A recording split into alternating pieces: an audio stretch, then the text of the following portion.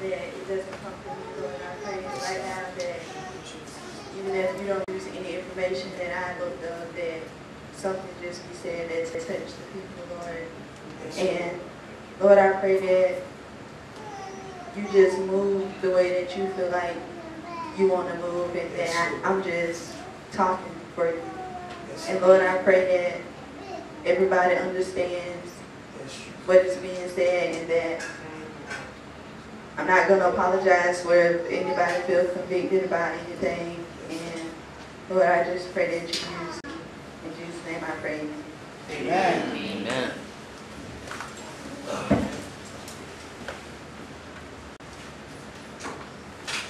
The title of this is Expect the Unexpected.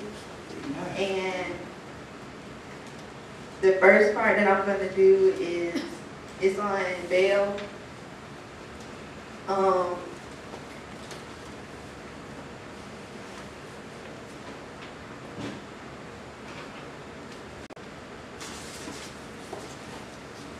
It was a man by the name of Nimrod who died, and he was Babylonian, and his wife was Queen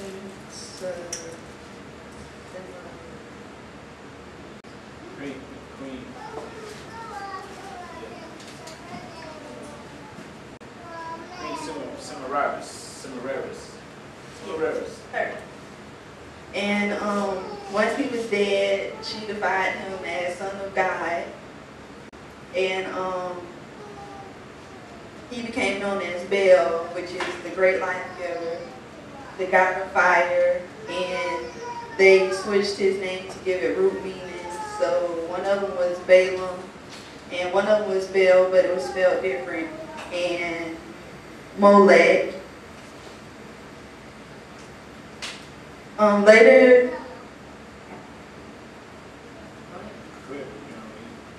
Later, he was an adulteress, and the woman gave birth to a son, and her son was supernaturally conceived, meaning he had no father, no human father, and that he was promised the seed known as the Savior. However, she worshipped the child, and people worship her for having a son. And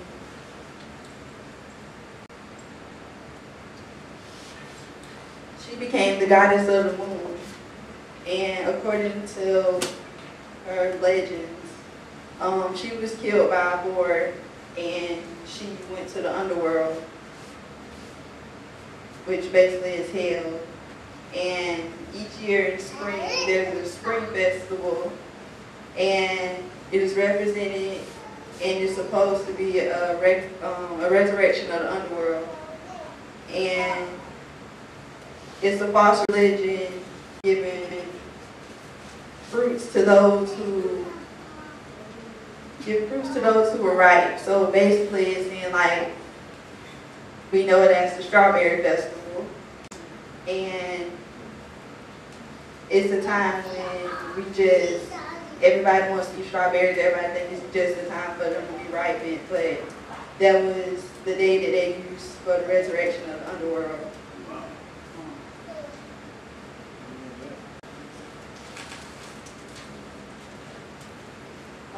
Baal means great evil, or false god and idol. This paragraph that I'm going to say, it was just a section in my Bible, and then afterwards it's describing something that I'm talking about. So it was called worship. Truth is stranger than fiction. The Israelite kings who worshiped false gods as Baal became so violent and demonic that they even went as far as sacrificing their own children. So that's when I found that Ahab made his son pass through the fire and used enchantments and dealt with familiar spirits. If you want to find it, it's in 2 Kings 21:6.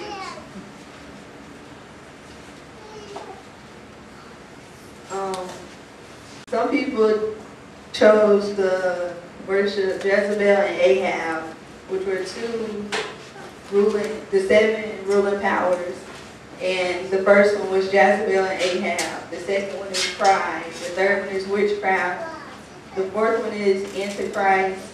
The fifth one is mind control. The sixth one is murder and violence. And the seventh one is death. And those were the main keys that they gave up when they decided to go for the whole Jezebel and Ahab spirit. And in the Bible it says not to receive it. And that's Ephesians 6 and 11.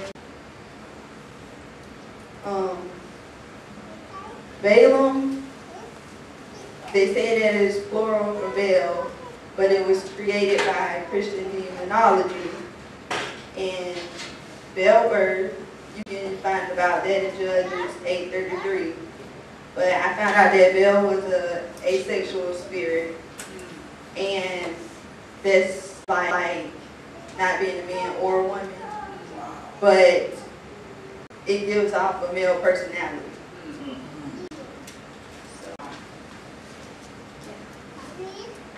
The second thing that I had was to find out about the different sorority names and groups that they have at different schools. So the first one that I looked up was FAM, and they have 16 alumni groups. And instead of me naming all 16 of the groups, I decided to look up each meaning of parts of the words.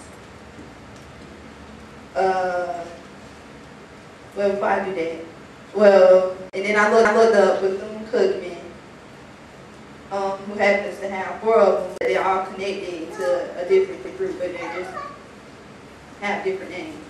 I looked up USF and UCF, and they both share the same alumni network, so they both have 4. And not saying that those schools are ghetto or anything, but I got tired of looking up like the lower schools, so I decided to look up Yale. And I looked up Yale, and they have one that President Bush was banned from for conducting chanting and cussing obscenities on campus. He was banned for 5 years, and he was banned from there again for 6 years for being caught with the Delta Kappa Epsilon, which is the girls' sorority group. When he was supposed to be with the men's sorority group, he stayed the night at the girls' dorm. And the meanings of the words were Kappa meant water demon that looks like a turtle. And it also means that it sucks the liver from your anus. Wow. Wow. Wow. And Yeah. Could you repeat that, please? The whole water demon thing. a kappa is a water demon that looks like a turtle. Also meaning it sucks the liver out of your anus. Wow. Alpha means more power than others, or firstborn, or creation. A theta is a healer, and it's a universal healer. Sigma means strange good luck charm, or it's a bald maverick that is killed but it comes back harder.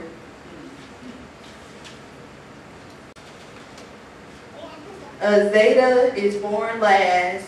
A tau is a lion or means rebellion. A delta is to change the mouth of a river. A beta is dedicated to God. Omega is the final part of the extreme.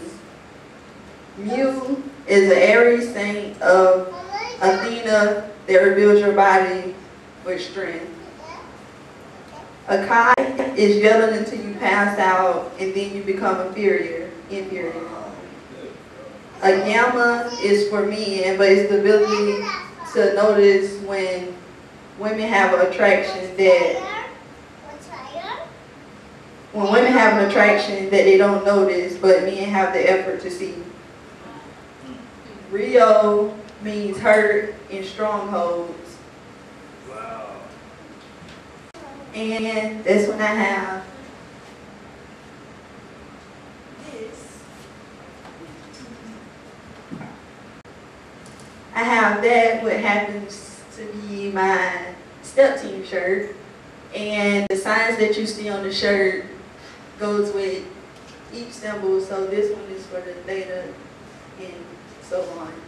But basically, my shirt is saying that I'm a universal healer, that I'm a extreme part of the final world, and I have rebellion. Wow. And I was wearing the shirt as if representing my step team for what I was doing, but that's actually what I was standing for. But yeah.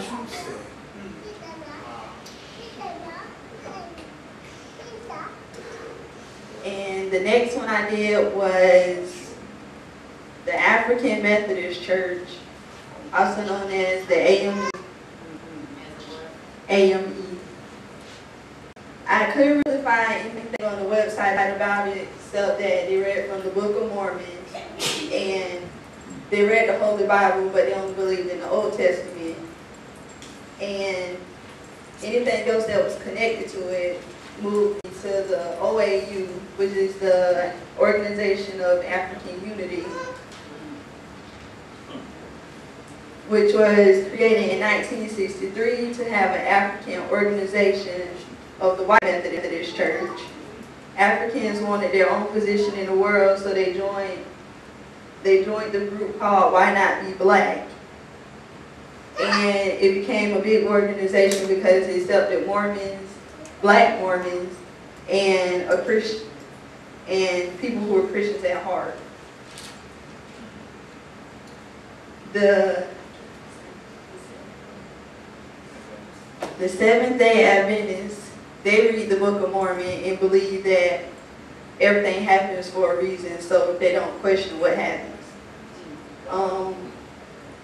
They use secret testimony, torture, and execution to root out devils. Their forbidden books, they just call them the forbidden books, but they read them to immortal or irreligious. For Catholics to read included books by Luther and Calvin. They were the first ones to write a book and add it into their own Bible about the Salem witch hunt, which was basically people did stuff and blamed it on the devil for what they was doing. And then it became universal and everybody else decided to tag along to it.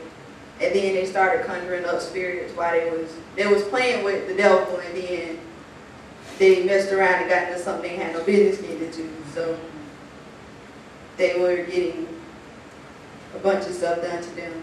And they blamed it on the Pope and different church members to get their church shut down so they can start one big church.